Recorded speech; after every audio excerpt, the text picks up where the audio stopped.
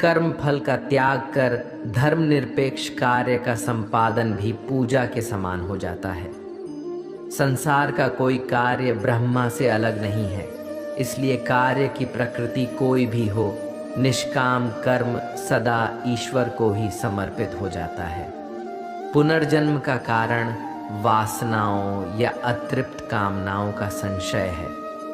कर्मयोगी कर्म फल के चक्कर में ही नहीं पड़ता, अतः वासनाओं का संचय भी नहीं होता। इस प्रकार कर्मयोगी पुनर्जन्म के बंधन से भी मुक्त हो जाता है।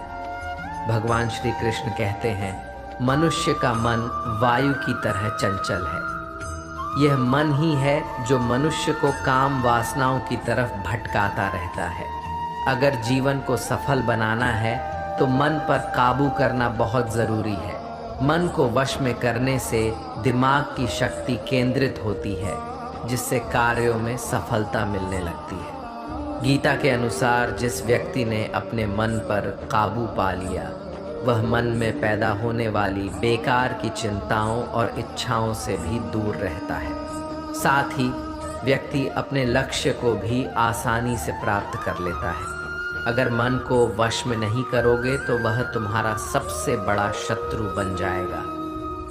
भगवान कहते हैं, जो मनुष्य सुख और दुख में शांत रहता है, जिसके राग भय और क्रोध नष्ट हो गए हैं, जो मनुष्य शुभ और अशुभ वस्तु को पाकर न प्रसन्न होता है और न द्वेष करता है, जिन्होंने अपनी इंद्रियों को वश में कर लिया है, वह स्थिर बुद्धि मनुष्य मुनि के समान है।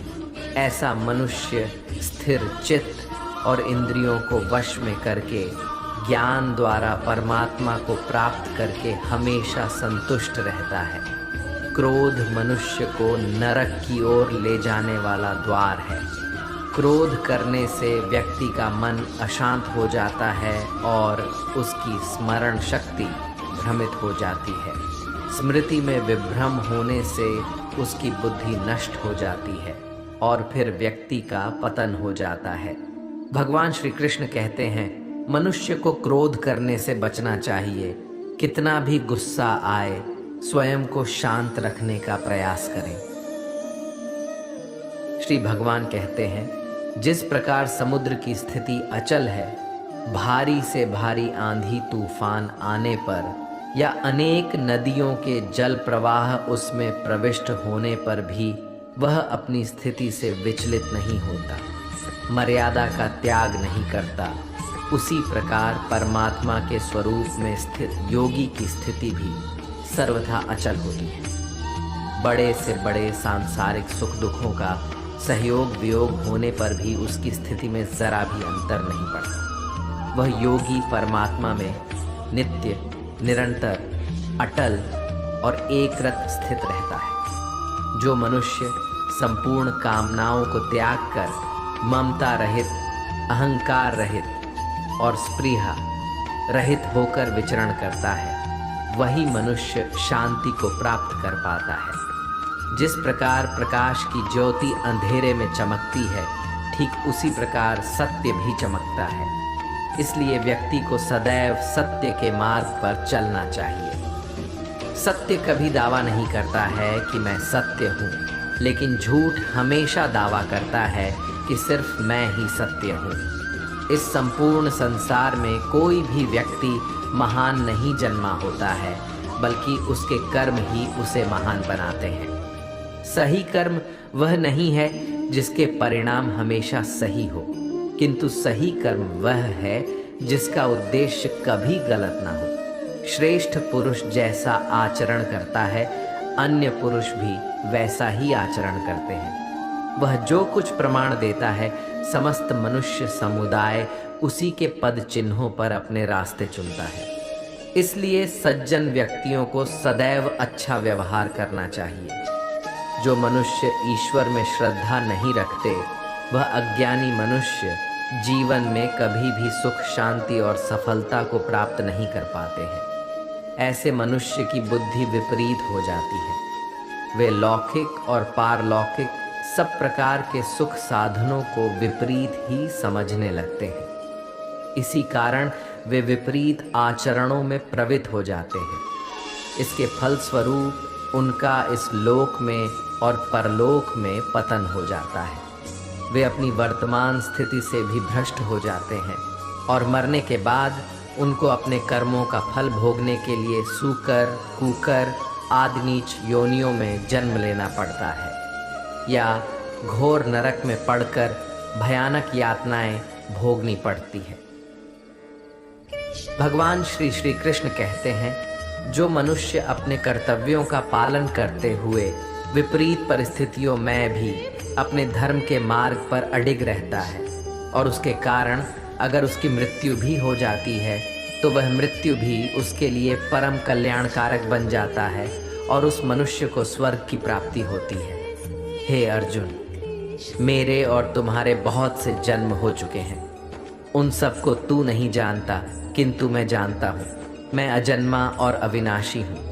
मैं समस्त प्राणियों का ईश्वर होते हुए भी अपनी प्रकृति को अधीन करके अपनी योग माया से प्रकट होता रहता हूँ। जब जब इस धरती पर धर्म की हानि और अधर्म की वृद्धि होती है, तब तब अधर्म का विनाश और धर्म की पुनर्स्थापना हेतु मैं अपने एक नए रूप को रचता हूँ और लोगों के सम्मुख प्रकट होता रहता हूँ। मनुष्य मेरी जिस भी रूप की पूजा करते हैं, मैं भी उनको उनकी भावना के अनुसार उसी रूप में दर्शन देता हूँ। मनुष्य जिस जिस भाव से मेरी उपासना करते हैं, मैं उनके उस भाव का ही अनुसरण करता हूँ। जो मेरा चिंतन करता है उसका मैं चिंतन करता हूँ। जो मेरे लिए व्याकुल होता है उसके लिए मैं भी व्याकुल हो जाता हूँ।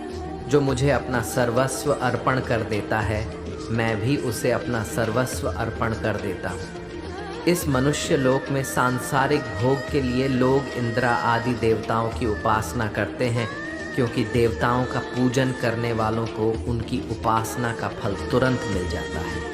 लेकिन मैं ऐसा नहीं करता हूँ। मेरे भक्त यदि सकाम भाव से भी मेरा भजन करते हैं तो भी मैं उनकी उसी कामना को पूर्ण करता हूँ, जिसकी पूर्ति से उनका विषयों से वैराग्य होकर मुझ में प्रेम और विश्वास बढ़ता है। इसीलिए सांसारिक मनुष्य को मेरी भक्ति का फल शीघ्र मिलता हुआ नहीं दिखता है और इसलिए वह मंद बुद्धि मनुष्य कर्मों का फल शीघ्र प्राप्त करने की इच्छा से अन्य देवताओं का ही पूजन किया करते हैं। इंसान हमेशा अपने भाग्य को कोसता है, यह जानते हुए भी कि भाग्य से भी ऊंचा उसका कर्म है जो उसके स्वयं के हाथों में है। जो हुआ वह अच्छा हुआ, जो हो रहा है वह भी अच्छा हो रहा है, जो होगा वह भी अच्छा ही होगा। जो बीत गया उसका तुम पछतावा न करो और भविष्य की चिंता भी न करो, अभी तो वर्तमान चल रहा है। जो पुरुष ना किसी से द्वेष करता है और ना किसी चीज़ की आकांक्षा करता है, वैसा कर्मयोगी पुरुष सन्यासी के समान है और वह पुरुष सुखपूर्वक संसार बंधन से मुक्त हो जाता है। ना तो मैं किसी के भाग्य का निर्माण करता हूँ और ना ही किसी के कर्म फल का निर्माण करता हूँ। मनुष्य अपने द्वारा किए कर्मों का ही फल भोगता है और उसी से उसके भाग्य का निर्माण होता है। मनुष्य स्वयं ही अपना मित्र है और स्वयं ही अपना सबसे बड़ा शत्रु भी है। ज्ञानी मनुष्य कर्मयोग या भक्ति योग से एक ही जन्म में इस समुद्र रूपी संसार से निकलकर परमात्मा को प्राप्त कर लेता है और ज्ञानी मनुष्य काम, क्रोध, लोभ, मोह में फंसकर 84 लाख योनियों में भटकता रहता है। भगवान श्री कृष्ण कहते हैं, भगवत प्राप्ति के लिए कर्म करने वाला कोई भी मनुष्य दुर्गति को प्राप्त नहीं होता है। इस लोक में या परलोक में वह जहाँ भी रहता है वह परमात्मा के मार्ग में आगे ही बढ़ता रहता है। हे अर्जुन, जिनकी बुद्धि माया ने हर ली है, जो जानबूझकर पाप कर्मों में ही लिप्त है, जो मुझे जानने की चेष्टा भी नहीं करते, ऐसे मनुष्य को जीवन में और जीवन के बाद के जीवन में भी कष्टों से मुक्ति नहीं मिल पाता है। जो मनुष्य अंतकाल में भी मुझको स्मरण करता हुआ शरीर त्यागता है, वह मेरे परम धाम को प्राप्त होता है, इसमें कोई संशय नहीं है। देवताओं को पूजने वाले देवताओं को प्राप्त होते हैं, पितरों को पूजने वाले पितरों को प्राप्त होते हैं। भूतों को पूजने वाले भूतों को प्राप्त होते हैं और मेरा पूजन करने वाले भक्त मुझको ही प्राप्त होते हैं। इसलिए मेरे भक्तों का पुनर्जन्म नहीं होता है।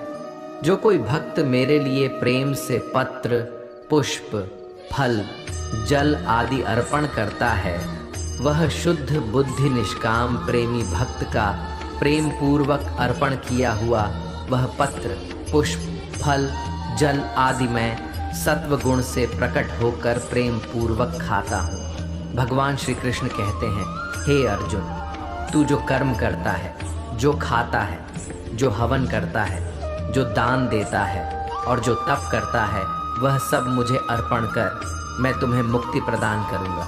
मेरे लिए ना तो कोई प्रिय है और ना ही अप्रिय है, परंतु जो भक्त मुझको प्रेम से भजते हैं वह मुझ में है और मैं उनमें हूँ।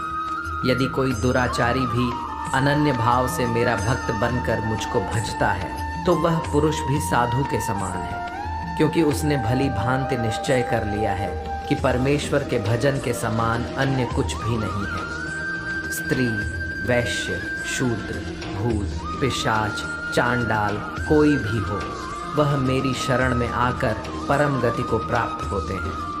हमारे तामसिक गुण हमारे अंदर हीन भावना पैदा करके हमें खुद को उदास और नुकसान पहुंचाते हैं और हमारे राजसिक गुण हमें ईर्ष्यालु और लोभी बना देते हैं। भगवान श्री कृष्ण कहते हैं, हर मनुष्य को तामसिक और राजसिक गुणों को खत्म करके अपने सात्विक गुणों से परिचित होना पड़ेगा। सात्विक गुण वह है जो आत्मा को अपने आसपास की हर चीज से जोड़े रखता है और उन्हें प्यार करना सिखाता है। किसी का अच्छा ना कर सको तो बुरा भी मत करना, क्योंकि दुनिया कमज़ोर है लेकिन दुनिया बनाने वाला नहीं। जिंदगी में हम कितने सही है और कितने गलत है, ये केवल दो लोग जानते हैं, एक परमात्मा और दूसरी हमारी अंतरात्मा। अपने आप को भगवान के प्रति समर्पित कर दो, यही सबसे बड़ा सहारा है। जो कोई भी इस सहारे को पहचान गया है वह डर, चिंता और दुखों से आज़ाद रहता है। हर मनुष्य को सबसे पहले खुद का आकलन करना चाहिए, अर्थात खुद के बारे में जान लेना चाहिए। खुद की काबिलियत और क्षमता को जानना ही मनुष्य को आत्मज्ञान की प्राप्ति करा सकता है। जब तक मनुष्य खुद के बारे में जान नहीं लेगा तब तक उस मनुष्य का उद्धार नहीं हो सकता। श्रीमद् भागवत गीता में भगवान श्री कृष्ण कहते हैं कि हर एक मनुष्य को अपने आप पर पूरा पूरा भरोसा करना चाहिए, क्योंकि जो लोग खुद पर विश्वास करते हैं वह अवश्य ही सफलता प्राप्त करते हैं। ऐसा भी बताया जाता है कि जो व्यक्ति जैसा विश्वास करता है आखिरकार वैसा ही बन जाता है। सुख और दुख सर्दी और गर्मी के समान है। आज अगर दुख है तो कल सुख भी अवश्य होगा।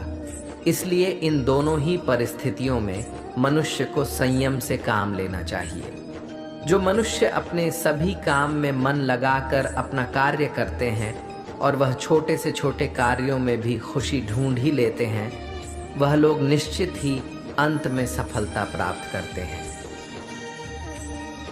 वहीं दूसरी तरफ ऐसे मनुष्य भी होते हैं जो अपने काम को बस एक बोझ समझकर बस पूरा कर देना चाहते हैं और अपने किसी भी काम को सही ढंग से नहीं करते हैं, तो ऐसे मनुष्य हमेशा ही अपने जीवन में पीछे रह जाते हैं। जो लोग स्वार्थी प्रवृत्ति के हैं, जो सिर्फ अपना मतलब साधने में लगे रहते हैं, जिन्हें दूसरों की भलाई से कोई मतलब नहीं है, ऐसे लोगों का कभी भला नहीं होता। श्री कृष्ण ने गीता सार में उन लोगों के लिए इस उपदेश के माध्यम से बहुत बड़ी सीख दी है। भगवान कहते हैं, स्वार्थ शीशे में फैली धूल की तरह है, जिसकी वजह से व्यक्ति अपना प्रतिबिंब ही नहीं देख पाता। इंसान का स्वार्थ उसे अन्य लोगों से दूर ले जाकर नकारात्मक हालातों की तरफ धकेलता है, जिसके चलते व्यक्ति अकेला रह जाता है।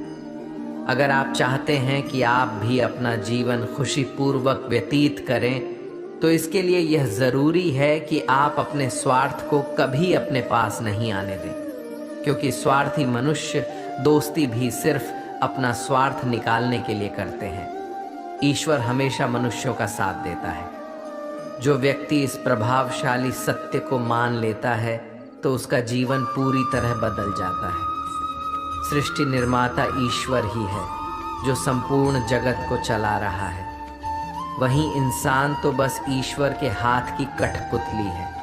इसलिए इंसान को कभी अपने भविष्य या फिर अतीत की चिंता नहीं करनी चाहिए, क्योंकि हर विकट परिस्थिति में ईश्वर इंसान का साथ देता है और उसे मुश्किल से बाहर निकालता है। इसलिए हम सभी को ईश्वर पर भरोसा रखना चाहिए। श्रीमद् भगवद गीता में श्री कृष्ण ने यह उपदेश दिया है कि अपने काम को पहले प्राथमिकता दें और पहले अपने काम को पूरा करने की कोशिश करें, तभी दूसरे का काम करें। क्योंकि जो लोग पहले अपने काम को नहीं करते और दूसरे का काम करते रहते हैं, वे लोग अक्सर परेशान रहते हैं। मनुष्य अपने हृदय से जो दान कर सकता है वह अपने हाथों से नहीं कर सकता, और मौन रहकर जो कुछ वह कह सकता है वह शब्दों से नहीं कह सकता। जो चीज़ें हमारे दायरे से बाहर हो उसमें समय गंवाना मूर्खता ही होगी। किसी भी व्यक्ति को ना तो समय से पहले और ना ही भाग्य से अधिक कुछ मिलता है, लेकिन उसे पाने के लिए सदैव प्रयत्नशील रहना चाहिए। जो मनुष्य मेरे पर मन लगाते हैं, मेरी भक्ति करते हैं, मैं उनको वह सब कुछ प्रदान करता हूँ जो उनके पास नहीं है, और जो उनके पास है मैं उनकी रक्षा भी करता हूँ। इसलिए ये बहुत ज़रूरी है कि हम अपने बुरे वक्त में परमात्मा पर भरोसा रखें। भगवान श्री कृष्ण कहते हैं, कितना भी बुरा वक्त आ जाए कभी विचलित नहीं होना चाहिए, बल्कि डटकर उसका सामना करना चाहिए, क्योंकि यह संसार का नियम है। जो आया है उसे दुख का सामना करना पड़ेगा। रोने से और चिंता करने से कोई फ़ायदा नहीं होने वाला है, बल्कि इससे दुख और बढ़ेगा। जीवन में आगे बढ़ने के लिए और अपनी अलग पहचान बनाने के लिए यदि आपको क्रांतिकारी भी बनना पड़े तो इससे पीछे ना हटें। कहने का सीधा मतलब यह है कि ज़रूरत के हिसाब से खुद में बदलाव करें और समाज के बारे में ना सोचते हुए अपने काम पूरे करें। जीवन में दोस्तों की भूमिका बहुत अहम होती है। सच्चे दोस्तों की पहचान हमेशा मुश्किल वक्त में ही होती है। जिस तरह भगवान कृष्ण ने पांडवों के मुश्किल वक्त में उनका साथ दिया था, वैसे ही आपको भी अपने दोस्तों का साथ देना चाहिए। इसके साथ ही आपको ऐसे ही दोस्त बनाने चाहिए जो आपके मुश्किल वक्त में आपके साथ खड़े रहे। जीवन में हार जीत लगी रहती है, लेकिन सफलता सिर्फ उसी व्यक्ति को मिलती है जो अपनी गलतियों और हार से सीख लेकर आगे बढ़े। हार कर निराश होना किसी भी समस्या का हल नहीं है। किसी भी परिस्थितियों से लड़ने के लिए एक बेहतर रणनीति बनाना बहुत ज़रूरी है। बिना रणनीति के आप हर मोर्चे पर कामयाब नहीं हो पाएंगे। यदि पांडव भी श्री कृष्ण द्वारा बनाई गई रणनीति का पालन नहीं करते तो शायद कौरवों के खिलाफ हुए युद्ध में उन्हें जीत नहीं मिलती। यदि कोई साधक किसी कारणवश अपनी साधना में सफल नहीं हो पाता तो भगवान उसकी अधूरी साधना पूरी करने के लिए फिर से शुद्ध श्रीमंतों के घर में जन्म देते हैं। हे धनंजय, मेरे सिवाय इस जगत का कोई दूसरा कारण नहीं हो सकता। मैं ही संपूर्ण संसार का महाकारण हूँ। जैसे मोती सूत के धागे की माला में पिरोए हुए होते हैं, वैसे ही यह संपूर्ण जगत मुझ में ही ओतप्रोत है। यह संसार मुझसे ही उत्पन्न होता है, मुझ में ही स्थित रहता है और मुझ में ही लीन हो जाता है। कहने का तात्पर्य यह है कि भगवान के सिवाय इस संसार की स्वतंत्र सत्ता नहीं है। सत, रज और तम, इन तीनों गुणों से युक्त मेरी माया को पार कर पाना असंभव है। मनुष्य मेरी इस माया में चिपके रहते हैं और भोग संग्रह की इच्छा छोड़ नहीं पाते। मनुष्य अपने को कभी सुखी और कभी दुखी, कभी समझदार और कभी बेसमझ, कभी निर्बल और कभी बलवान आदि मानकर मेरी इस माया में तल्लीन रहते हैं। परंतु जो मनुष्य मेरे शरणागत हो जाते हैं वे मेरी इस माया को आसानी से पार कर जाते हैं, क्योंकि उनकी दृष्टि केवल मेरी तरफ रहती है, वे मेरी माया में नहीं फंसते। हे अर्जुन, पवित्र कर्म करने वाले मेरे 4 प्रकार के भक्त मेरा स्मरण करते हैं। पहला है आर्त भक्त, अर्थात दुख से निवृत्ति चाहने वाले भक्त। दूसरा है अर्थार्थी भक्त, अर्थात धन संपदा चाहने वाले भक्त। तीसरा है जिज्ञासु भक्त, अर्थात केवल मुझे जानने की इच्छा वाले भक्त। और चौथा है ज्ञानी भक्त, अर्थात मुझे ज्ञान सहित जानने वाले भक्त। आइए इसको थोड़ा समझ लें। आर्त भक्त वह है जो प्राण संकट आने पर संकट दूर करने के लिए केवल भगवान को पुकारते हैं, कष्ट का निवारण केवल भगवान से ही चाहते हैं, दूसरे किसी से नहीं। वे आर्त भक्त कहलाते हैं। आर्त भक्तों में द्रौपदी और गजेंद्र का दृष्टांत ठीक नहीं लगता है, क्योंकि इन दोनों ने अपनी रक्षा के लिए अन्य उपायों का भी सहारा लिया था।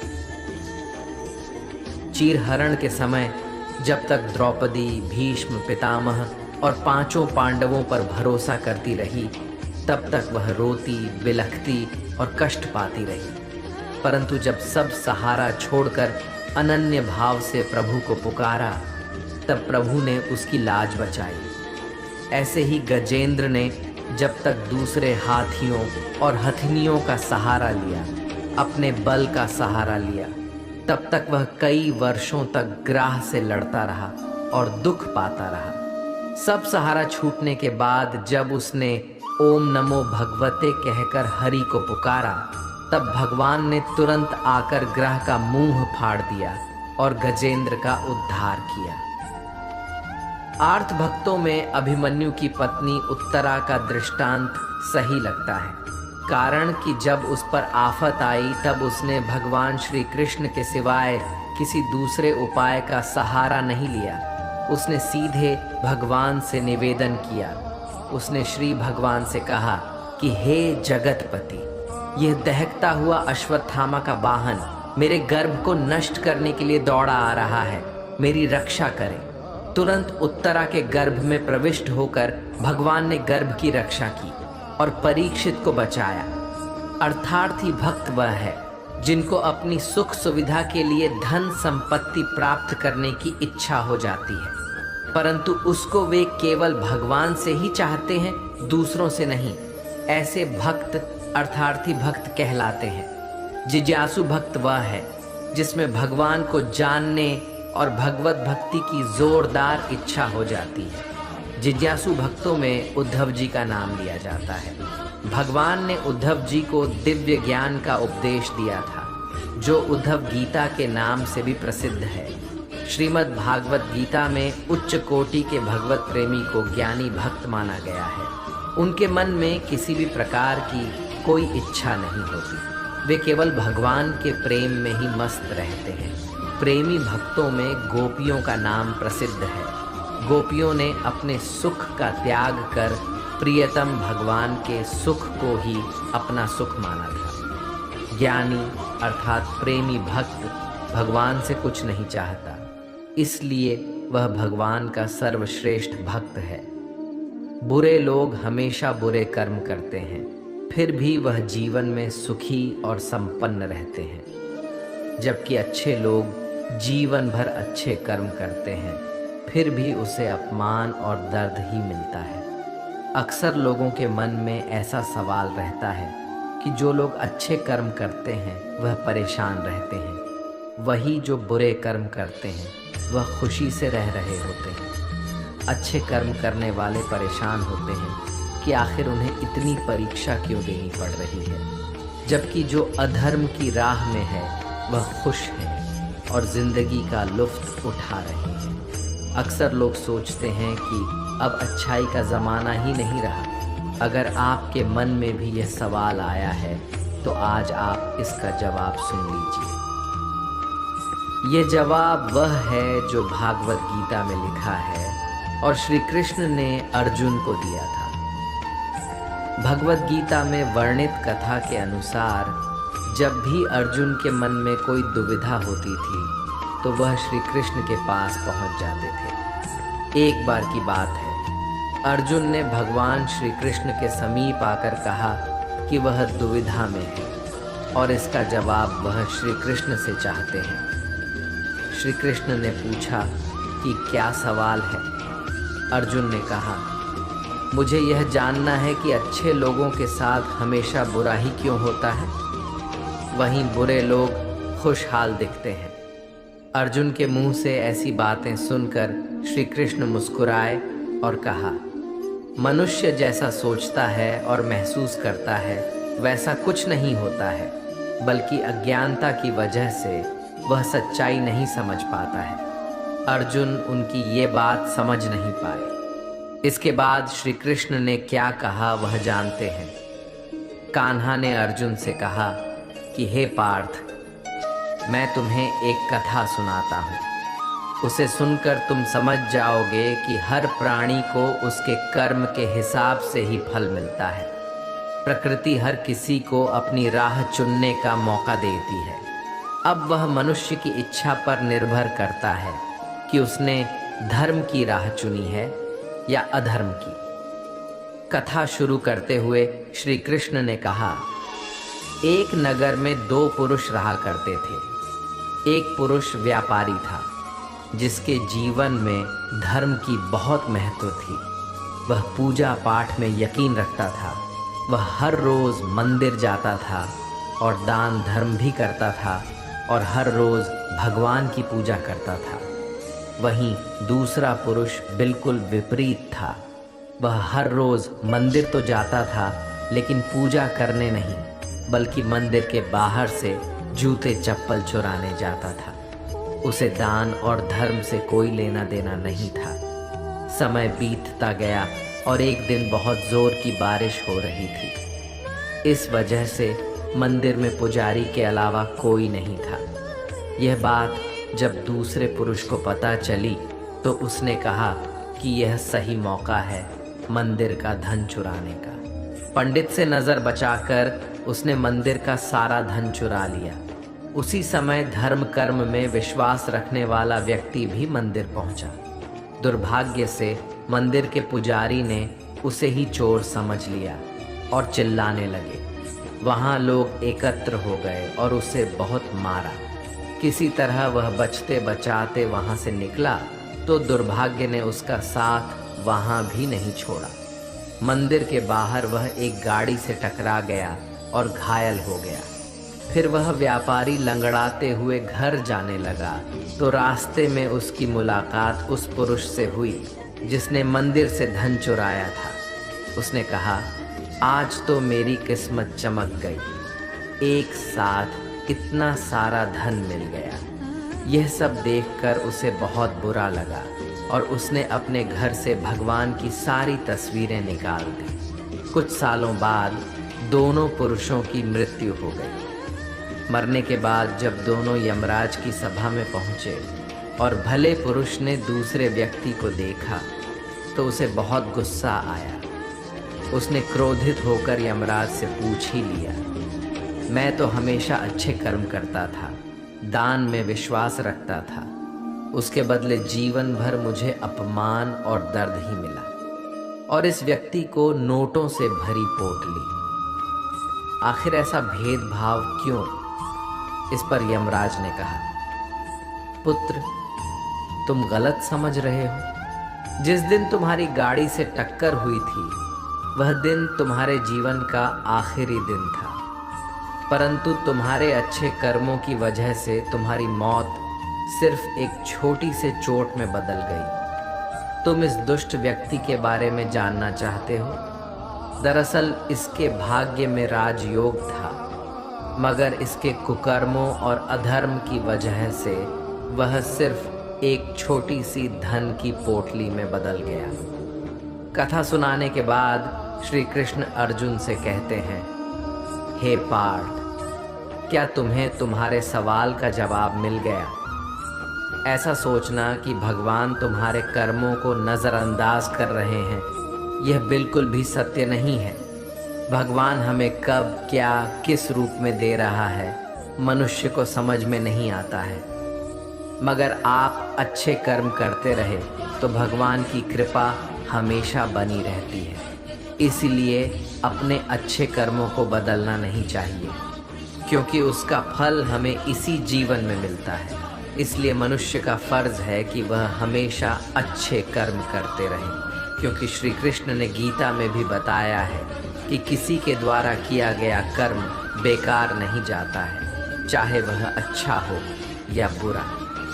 जो मनुष्य किसी अच्छे काम में लगा हुआ होता है, आने वाले समय में उसका अंत कभी बुरा नहीं होता है। मनुष्य को निडर, शुद्ध और आध्यात्मिक बनना चाहिए। जीवन का आनंद लो, उदार दिल से बातें करो, किसी पर क्रोध मत करो, किसी का अहित मत सोचो, सभी के साथ सद्भाव के साथ पेश आओ। कर्म का नियम कहता है कि प्रत्येक घटना का एक कारण और प्रभाव होता है। समान रूप से किए गए कार्य के परिणाम अलग अलग हो सकते हैं। यह केवल इस बात पर निर्भर करता है कि वह कर्म करता किस प्रकार है। जिस प्रकार आग एक लकड़ी को जलाकर राख कर देती है, उसी प्रकार आत्मज्ञान आपके अंदर चलने वाले सभी द्वैत कार्यों को भस्म कर आपको आंतरिक शांति प्रदान करता है। भगवान पर विश्वास उस बच्चे की तरह करो जिसे हवा में उछालो तो वह हंसता है, वह डरता नहीं है, क्योंकि वह जानता है कि आप उसे गिरने नहीं दोगे। दुनिया में हमारे सामने चाहे जो परिस्थिति आ जाए, एक काम करना, अपने जीवन को ऊपर वाले को सौंप देना। इस मनुष्य लोक में कर्मों के फल को चाहने वाले लोग देवताओं का पूजन किया करते हैं, क्योंकि उनको कर्मों से उत्पन्न होने वाली सिद्धि शीघ्र मिल जाती है। ब्राह्मण, क्षत्रिय, वैश्य और शूद्र, इन 4 वर्णों का समूह गुण और कर्मों के अनुसार मेरे द्वारा रचा गया है। इस प्रकार सृष्टि रचना आदि कर्म का कर्ता होने पर भी मुझ अविनाशी परमेश्वर को तू वास्तव में अकर्ता ही जान। कर्मों के फल में मेरी स्पृहा नहीं है, इसलिए मुझे कर्म लिप्त नहीं करते। यहाँ श्री भगवान के कहने का भाव है कि कर्म करो, लेकिन फल की इच्छा से नहीं। बस अपना कर्म करते जाओ और आगे बढ़ते जाओ। पूर्व काल में पूर्वजों ने भी इस प्रकार मेरे बताए अनुसार ही कर्म किए हैं और मोक्ष को प्राप्त हुए हैं। जो मनुष्य मुझसे परम प्रेम करके इस परम रहस्य युक्त गीता शास्त्र को मेरे भक्तों में कहेगा, वह मुझको ही प्राप्त होगा, इसमें कोई संदेह नहीं है। उससे बढ़कर मेरा प्रिय कार्य करने वाला मनुष्यों में कोई भी नहीं है, तथा पृथ्वी भर में उससे बढ़कर मेरा प्रिय दूसरा कोई भविष्य में होगा भी नहीं।